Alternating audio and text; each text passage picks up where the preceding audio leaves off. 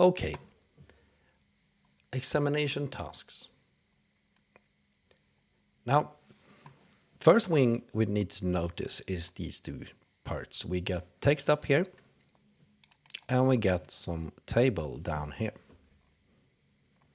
From course to course, these will contain different kind of examination tasks, of course, because courses are different. But and this thing, this very final thing here might be different. Might be different things and how to describe up here in the text. So please read them so you don't just assume that the same thing is going to be written for all of them. Some things are going to change. Maybe these will be the same, but maybe this one would change. It depends on what the course needs.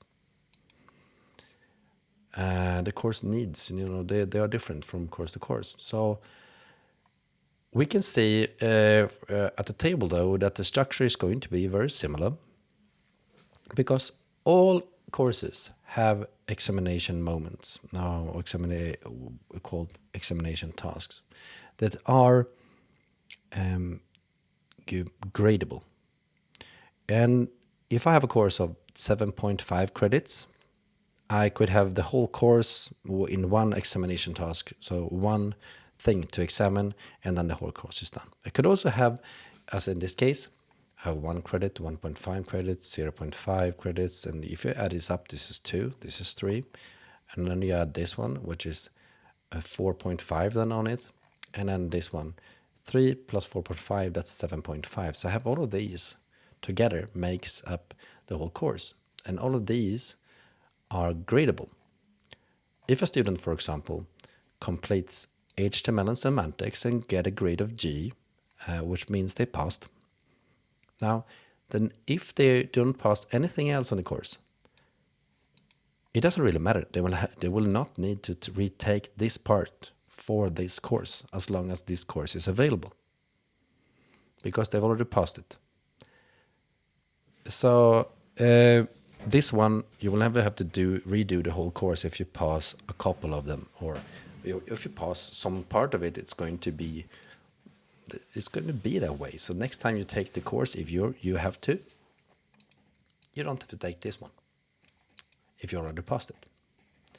That's important. So that's Ladok.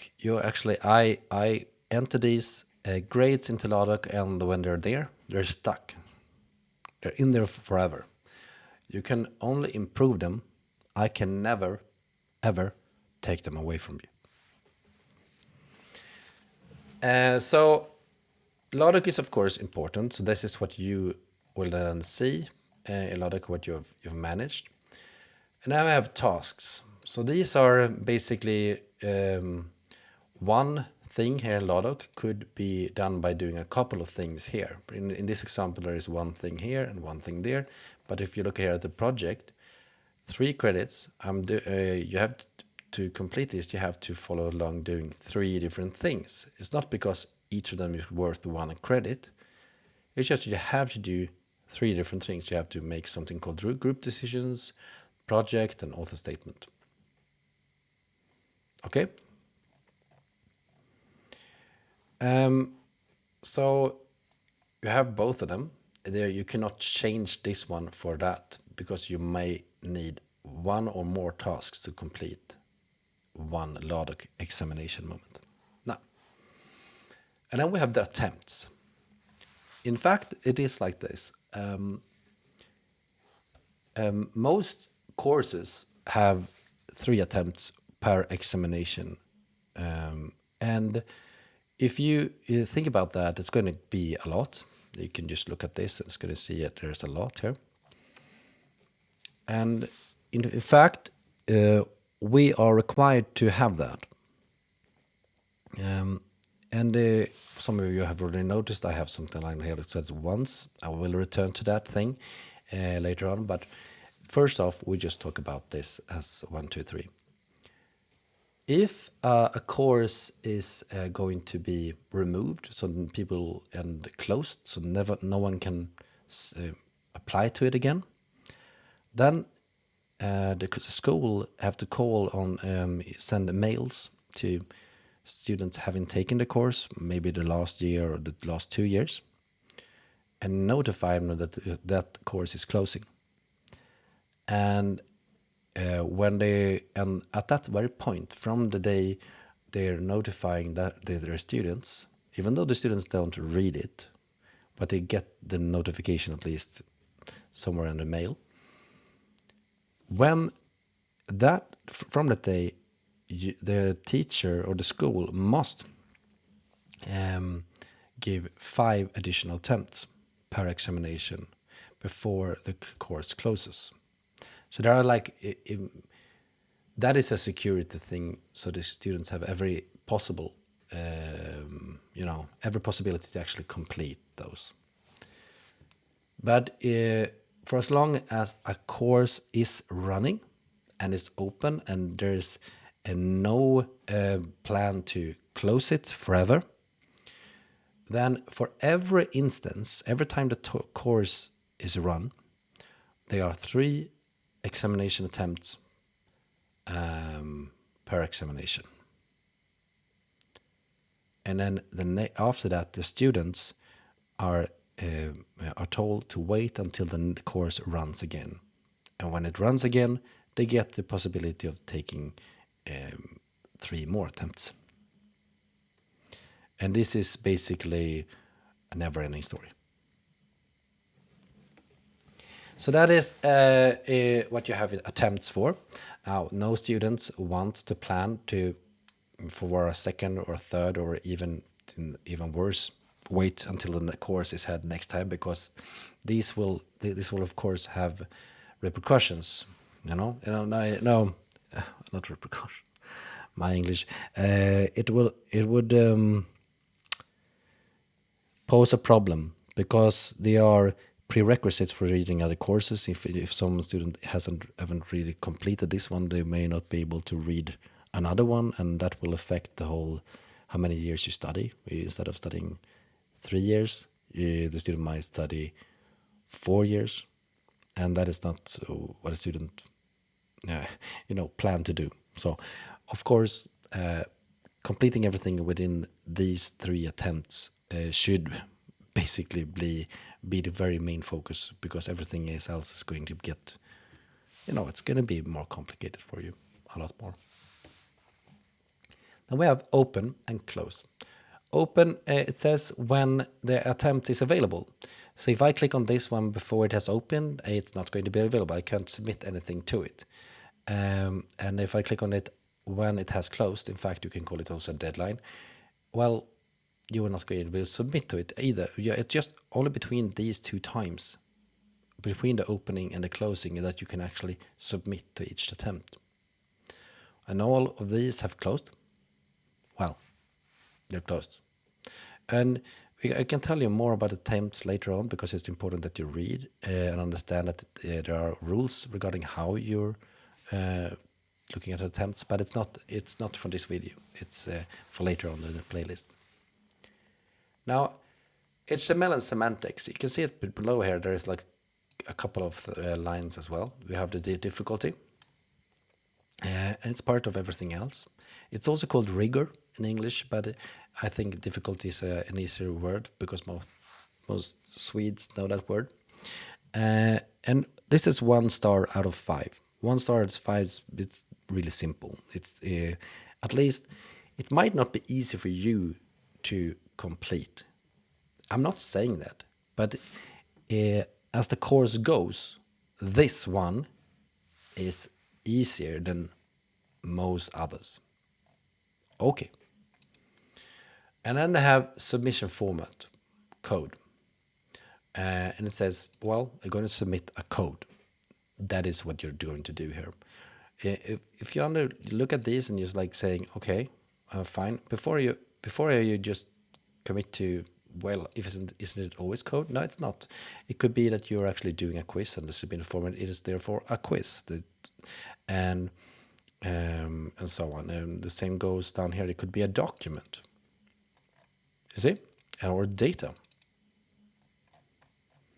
So there's different things you could submit.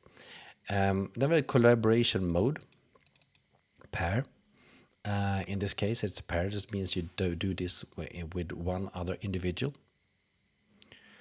A gradient scheme, U to G. It means that you basically can only have failed or passed. No additional grades are available. And this is true throughout the course in this case. But in other courses, this may be U to G, and the next one could be U to VG, or it could be U to 3, 4, 5, or an A, B, C, D, E, F, or something like that. You know, the grading schema can differ from course to course. We don't have the same for all courses. Then the gradient type, and this is important because it says it is manual. Manual means that I or my fellow teachers would be grading it manually by looking through your submission. But they could also be automatic. Like in the cases for quizzes, sometimes we have automatic quizzes that you get an automatic response whether you passed or failed immediately afterwards, or when the teacher publishes the results. But they do not, the teacher do not have to automatically grade it and grade it manually themselves. It's the rights and the wrongs about what your students are supposed to put there has already been set in stone. So they can be automatic. Now that is what you see here, and I think we are at a moment in time and space that we can talk about what this once is. So we can talk about that, and then we'll talk about these yellow, these colors and these purple things over here. So once, now in this project, group decision, they have one time to submit the group decisions. If they pass that deadline, it will have effects of me splitting up that group, because I'm not going to fail them. I'm going to split them up and make them work alone instead.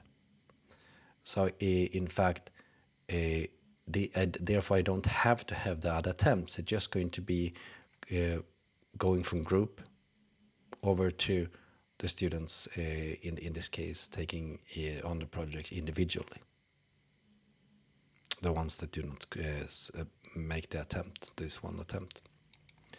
That is why I can put once there, because they will still have all these attempts, but they will have passed the time, the limit for when they can submit their group decisions. And when they make them individuals and they have to take it individually, then they wouldn't need any group decisions anyway. So,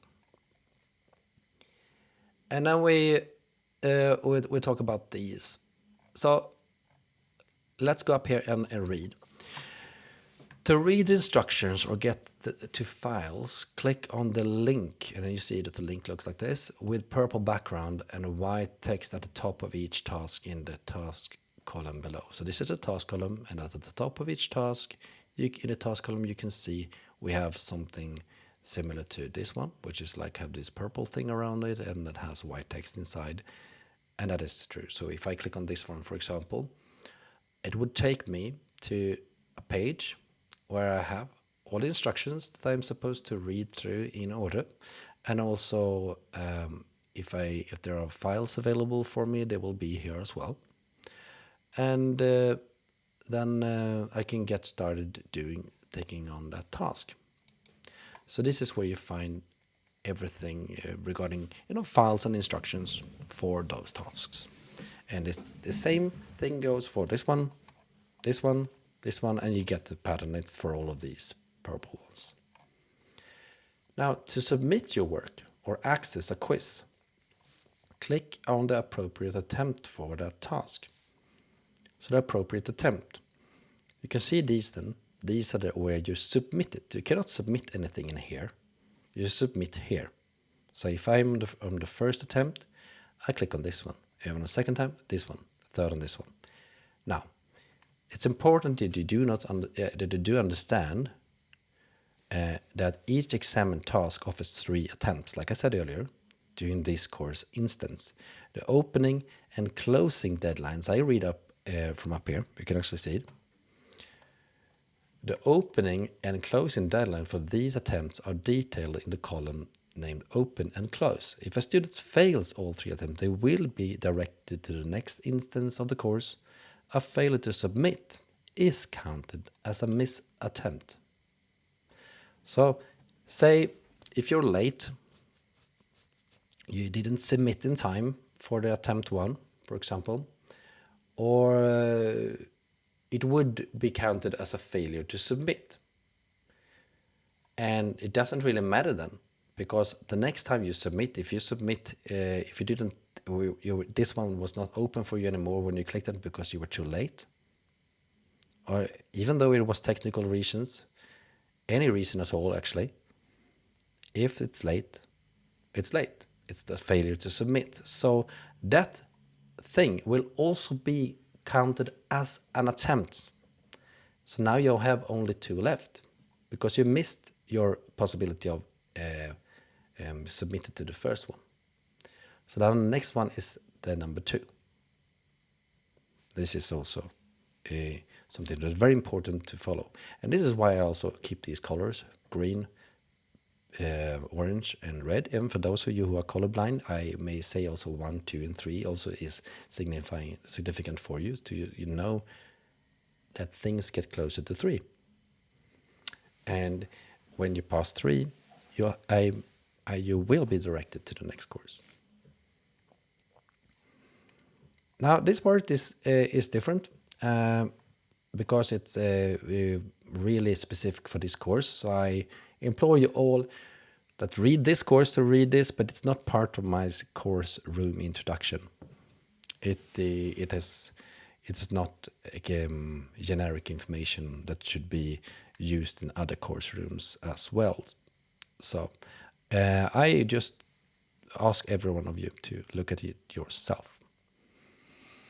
Now, I'll talk more about examination task and attempt later on, but not in this section. It will be about additional information that I have on it that you need. But for now, I think we're ready for the next video where we will be talking about activities and resources.